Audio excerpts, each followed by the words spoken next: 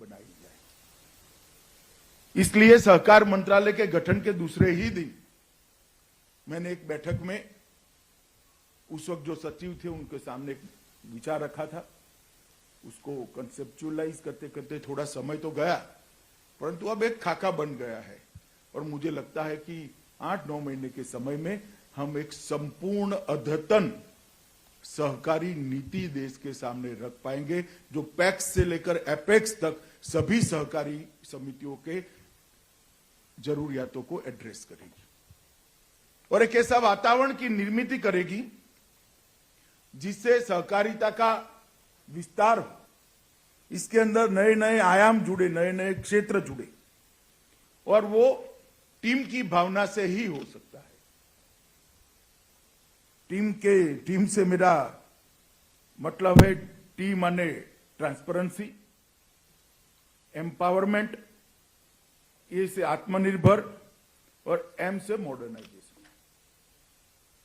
पूरी सहकारिता क्षेत्र का कंप्यूटराइजेशन और जो बड़ी बड़ी सहकारी समितियां हैं उनके कामकाज में मॉडर्नाइजेशन और प्रोफेशनलिज्म हमने लाना पड़ेगा और जब तक ये नहीं लाएंगे तब तक हमारा काम पूरा नहीं होगा।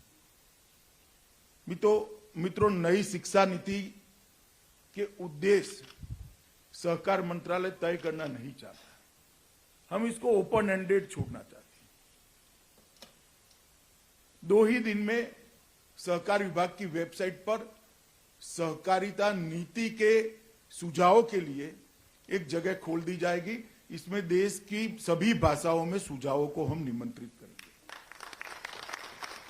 परंतु मेरे सामने जो कोऑपरेटिव सेक्टर में काम करने वाले सहकारिता के कार्यकर्ता बैठे, इनकी जिम्मेदारी, मानो स्टेट कोऑपरेटिव का फेडरेशन है, वो सभी स्टेट कोऑपरेटिव बैंक को कहे कि डिस्ट्रिक्ट कोऑपरेटिव बैंक के माध्यम से हर पैक्स पर ये बात पहुंच जाए कि आपका सहकारिता नीति के लिए जो सुझाव है वो आप इस साइट पर भेज सकते हो, इस जगह पे लॉग इन कर सकते हो। जैसे दुग्ध उत्पादक जिला संघ है, राज्य के संघ है, उन्होंने ग्रामीण दुग्ध उत्पादक सहकारी समिति के पास ये संदेश जरूर पहुंच, एक अनपढ़ से अनपढ़ बहन अंगूठा लगाकर कोई भी भाषा में, तमिल में हो, तेलुगु में हो, गुजराती में हो, मराठी, अपना सुझाव भेज दे। मैं विश्वास दिलाता हूं उसके सुझाव को कंसीडर किया जाएगा और उसको खुले मन से देखकर इस पर विचार किया, तभी जाकर समग्रता से नीति निर्धारित हो सकती है। और उसमें जब तक कोऑपरेटिव सेक्टर के लोग, दिलीप भाई भी बैठे हैं, राष्ट्रीय सहकारी संघ जब तक इनिशिएटिव नहीं लेगा, सभी सहकारी समितियों पर तक ये बात नहीं पहुंचेगी। और माफ करना, मैं भी रहा हूं राज्य स्तर की सहकारी समितियों में, हम सब दिक्कतों को समझने में बहुत छोटे हैं। दिक्कतें आती है ग्रामीण सहकारी समिति चलाने वाले लोगों को, छोटी सी कोऑपरेटिव बैंक चलाने वाले लोगों को दिक्कत आती है। जब तक उनके सुझाव नहीं आ जाते, हो सकता है वो सुझाव सहकारिता की नीति बनाने के लिए उपयोग ना हो, मगर सहकारिता के हर्डल भी तो दूर करने हैं। तो एक ही एक्सरसाइज से 2 काम होते हैं, तो क्यों ना करें हम? तो इसको नीचे तक पहुंचाना चाहिए और इसके सहकारिता नीति के लिए एक बैकग्राउंड पेपर दिया है, मगर इसको आप सुझाव मानकर ही चलेगा, आप कोई भी सुझाव भेज सकते हो।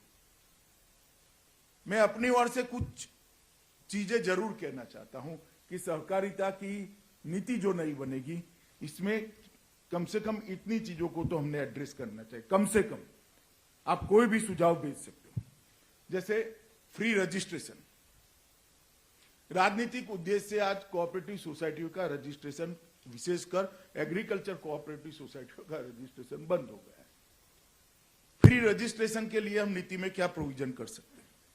पारदर्शिता, एडमिनिस्ट्रेशन के अंदर पारदर्शिता, भर्ती के अंदर पारदर्शिता, रिक्रूटमेंट में, और प्रशिक्षकों के प्रशिक्षण के अंदर भी और कर्मचारियों के प्रशिक्षण के अंदर भी पारदर्शिता।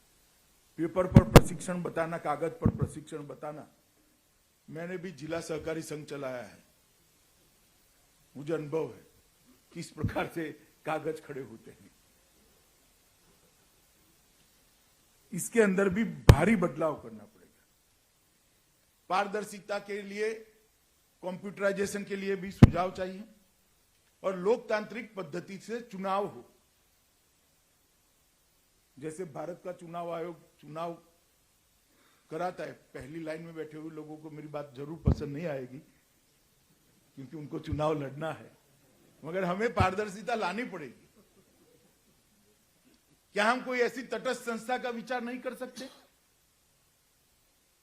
जो कोऑपरेटिव के चुनाव को हर स्तर पर पारदर्शी तरीके से तटस्थता के साथ करा सके? इसके बाद तीसरा मुद्दा है, पहला फ्री रजिस्ट्रेशन, पारदर्शिता। तीसरा मुद्दा है अलग अलग सहकारी संस्थाओं में समन्वय। एक गांव में 5 सहकारी संस्थाएं चल रही है, मगर वो सबके बीच में समन्वय की कोई व्यवस्था नहीं।